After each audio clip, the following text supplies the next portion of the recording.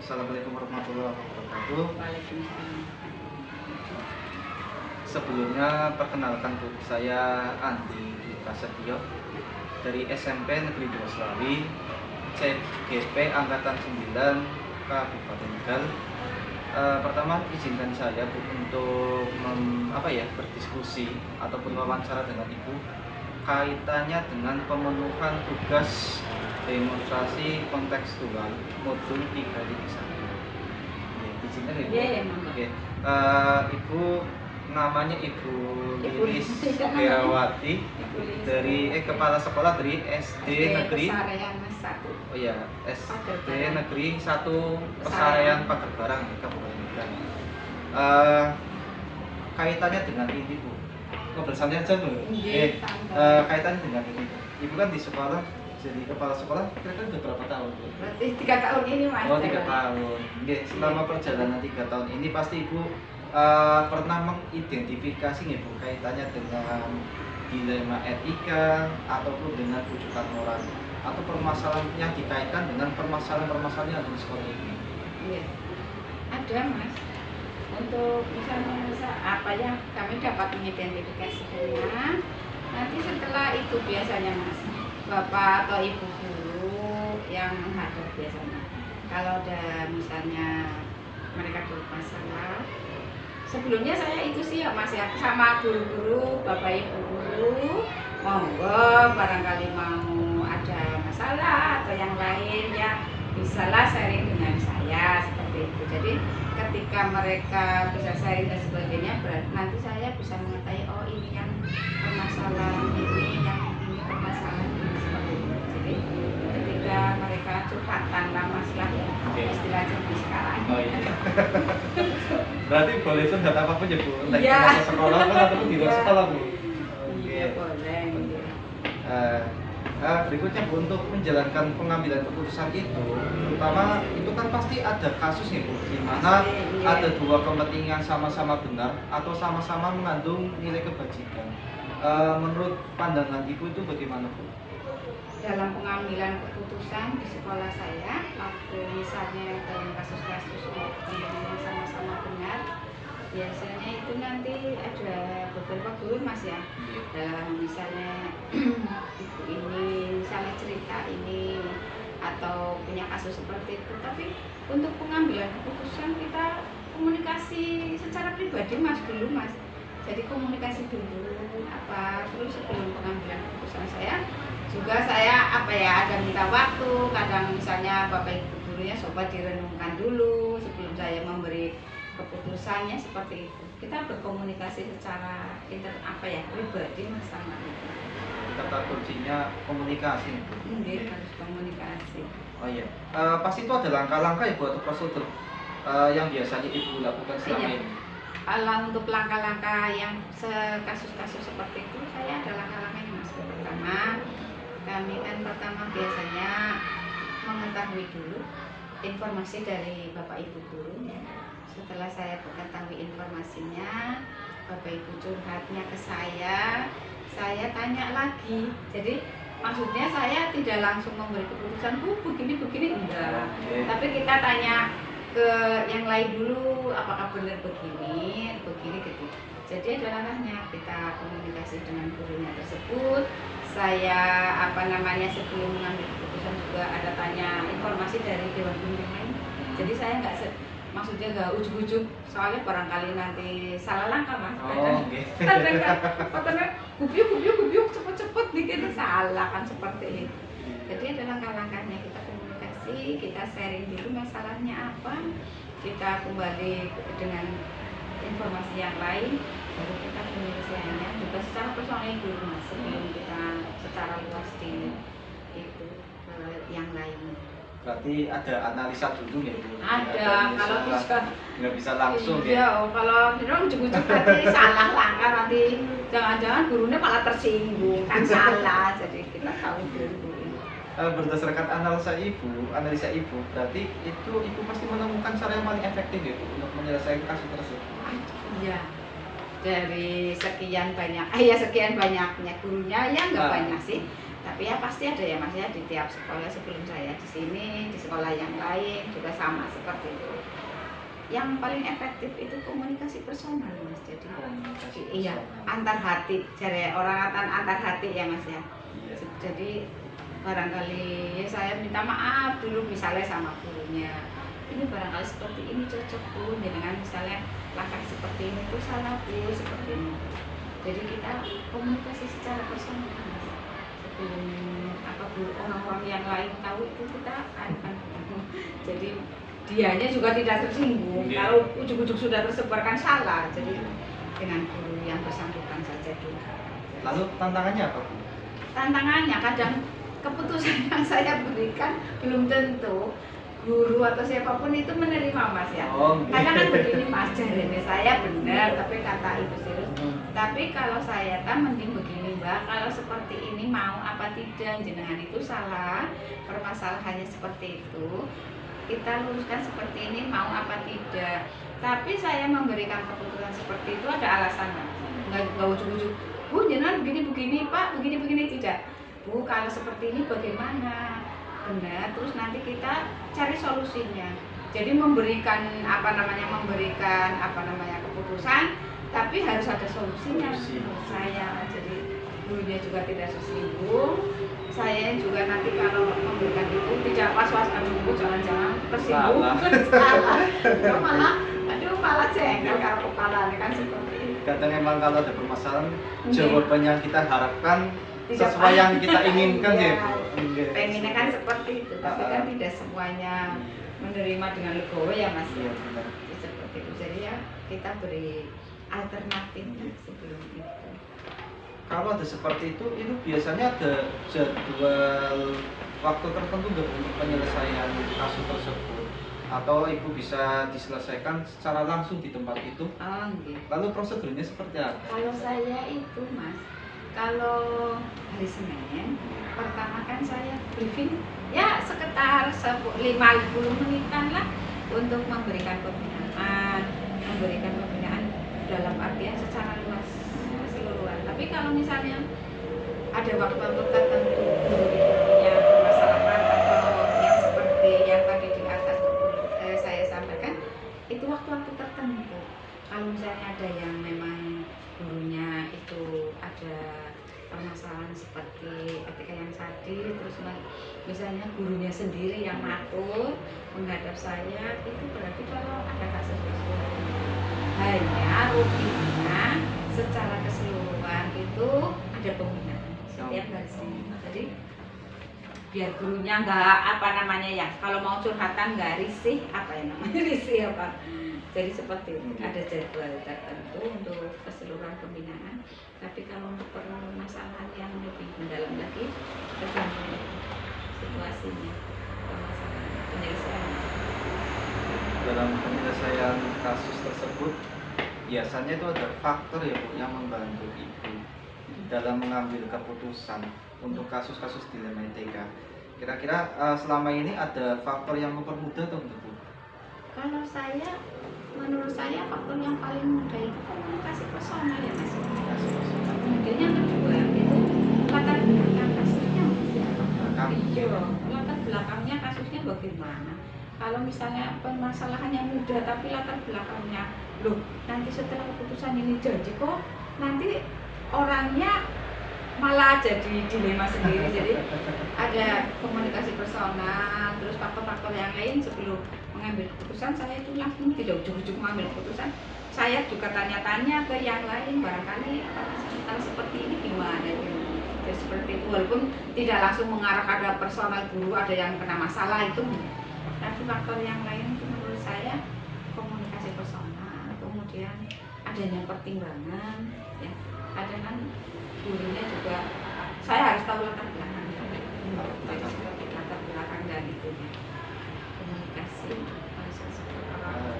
Iya Bu. Jadi ini Bu, untuk inspirasi saya Bu, Iya. selama ini kan Ibu kan selama jadi kepala sekolah kan itu kan banyak berbagai kasus nih yang Ibu Iya. dapatkan, dan Ibu juga menyelesaikannya dengan berbagai macam atau teknis penyelesaian. pasti ada pembelajaran yang ibu dapatkan selama menjadi kepala sekolah dengan menyelesaikan beberapa kasus. Untuk inspirasi saya Bu, pembelajaran apa yang ibu dapatkan dari pengalaman selama ini? Ya, pembelajaran yang dapat saya peroleh dari pengalaman-pengalaman seperti itu, jadi bahwa tiap guru itu mempunyai apa? Karena mungkin latar belakangnya berbeda ya Mas ya. Oke. Maka walaupun kasusnya sama, penyelesaiannya itu rada beda. Ya, mulai dari latar belakang gurunya, komunikasinya. Kadang kan ada yang guru hanya komunikasi secara verbalnya saja ya Mas ya, tidak langsung mendalam. Jadi pengalaman yang saya peroleh dari setelah lama ini menghadapi kasus-kasus seperti itu latar belakang gurunya, komunikasinya juga harus ada. Kalau kita nggak bisa Mas, kayak nggak cukup harus komunikasi. Kalau enggak, saya nggak tahu latar belakangnya, tidak berkomunikasi dengan baik, ya nggak bisa kayaknya Mas. Jadi seperti itu. Jadi memang komunikasi itu perlu di dalam hal kasus apapun menurut saya.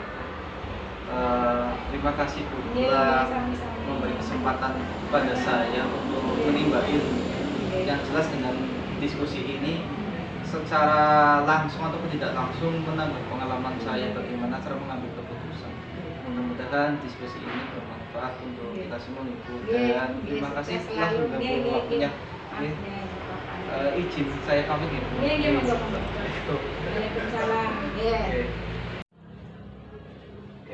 Assalamualaikum Pak Nabi. Pak, mohon izin Pak, izinkan saya untuk berdiskusi dengan Bapak kaitannya dengan pemenuhan tugas CGP Angkatan 9 Modul 3.1 demonstrasi kontekstual. Kebetulan saya CGP Angkatan 9 dari Kabupaten Tegal. Izinkan ya Pak. Oke, kebetulan ini Bapak Ahmad Mutawi adalah kepala sekolah saya sendiri di SMP Negeri 2 Slawi. Pertama Pak, Bapak selama menjadi kepala sekolah itu pasti pernah mengidentifikasi ya Pak kasus-kasus atau permasalahan yang ada di sekolahnya kita atau sekolahnya Bapak yang kaitannya dengan dilema etika atau rujukan moral. Ya, baik. Selama saya mengampu di SMP Negeri 2 Slawi terkait dengan kasus-kasus yang merupakan dilema etika atau rujukan moral, tentunya sering kali kita mendapatkan itu. Ada beberapa cara untuk mengidentifikasi sebenarnya kasus-kasus yang merupakan dilema etika atau rujukan. Banyak saya kira. Yang pertama bahwa kita tahu dulu standar yang umum itu seperti apa, yang menjadi aturan kita dalam pendidikan itu seperti apa, kemudian moral etika yang kita biasa pegang, yang kita lakukan dalam kehidupan sehari-hari, saya kira semuanya tahu pertama itu. Nah, namun di lapangan kita kadang menjumpai ada masalah yang memang dari sisi satu persepsi mungkin dianggap benar, yang satu juga menganggap benar, artinya sama-sama benar.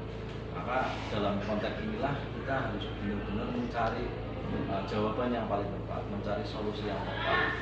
Karena tadi adalah dilema etika, dua-duanya adalah yang benar, tapi yang kita cari adalah yang paling benar untuk kondisi, untuk situasi pada saat itu. Oke, berarti kaitannya dengan kasus-kasus yang tadi itu Bapak menjelaskan ada yang sama-sama benar atau mengandung nilai kebajikan. Kalau biasanya kalau seperti itu langkah prosedur yang Bapak ambil untuk penyelesaian kasus tersebut bagaimana? Ya, saya definisikan dalam dua ya. Satu yang bisa saya selesaikan secara mandiri, artinya secara individual. Ada yang memang harus saya pertimbangkan dengan wakil, dengan hubungan saya keluarga. Kita harus definisikan dulu ini, apakah ini pribadi kepala sekolah, apakah ini dalam konteks kepentingan sekolah. Kalau dalam konteks pribadi sendiri, pribadi kepala sekolah, tentunya kita harus bisa dan mencari tahu sebenar-benarnya duduk permasalahannya, di mana karena asumsi benar menurut seseorang bisa jadi tidak benar menurut orang lain karena cara pandangnya yang berbeda. Nah kalau itu masalahnya adalah masalah pribadi yang itu bisa diselesaikan oleh kepala sekolah, maka saya harus melakukan kajian-kajian secara khusus dari masing-masing pihak tadi, bagaimana permasalahannya yang benar, kemudian konteksnya seperti apa, sehingga saya bisa menyelesaikan itu kalau pribadi. Sehingga renungan harus saya lakukan, tidak bisa langsung hari itu misalnya saya selesaikan, tidak, karena tadi katakan juga dilema etik tadi, kita harus benar-benar mempunyai sharing yang bagus, kita harus bisa memilah dan memilih dari yang baik itu yang terbaik. Kemudian yang kedua, kalau itu dalam konteks kelembagaan instansi sekolah ini, saya akan melibatkan wakil kepala sekolah, 8 standar yang terlibat, kita akan dudukkan bersama. Ada beberapa kasus yang mohon maaf saya tidak bisa sampaikan di sini karena ini nanti akan mengingatkan saja bahwa kasus yang muncul itu kadang apa yang saya lakukan selama ini, saya panggil wakil kepala sekolah, kita punya 2 orang, kita panggil, kemudian kita panggil standar yang terlibat langsung dalam artian yang membidang. Kemudian kita sampaikan, ini loh ada kasus dilematis seperti ini. Yang kita harus memutuskan itu harus ada. Saya selaku kepala sekolah akan meminta pendapat dari rekan-rekan saya seperti apa. Karena saya punya prinsip semakin banyak orang berpikir, semakin banyak otak ini berpikir, maka insya Allah akan mendapatkan satu jalan keluar yang terbaik. Mereka akan saya berikan kesempatan untuk menanggapi, untuk bisa mencermati dilema yang ada, kasus yang ada.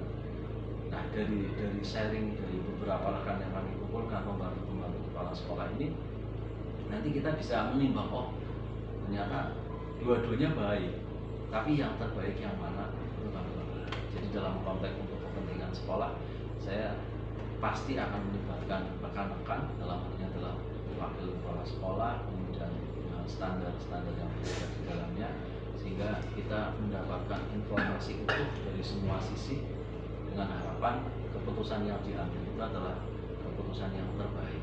Jadi dalam konteks tidak saling menyalahkan, oh ini salah, ini benar, bukan, dua-duanya baik, tapi kita mengambil yang terbaik ini adalah untuk semua. Saya kira itu.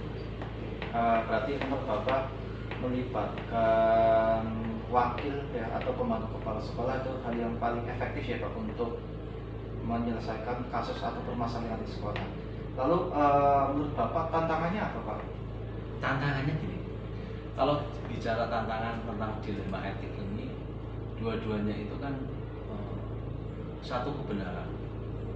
Maka mereka-mereka yang kami anggap, kami ajak untuk berdiskusi harus punya wawasan yang lebih luas, kedewasaan yang cukup.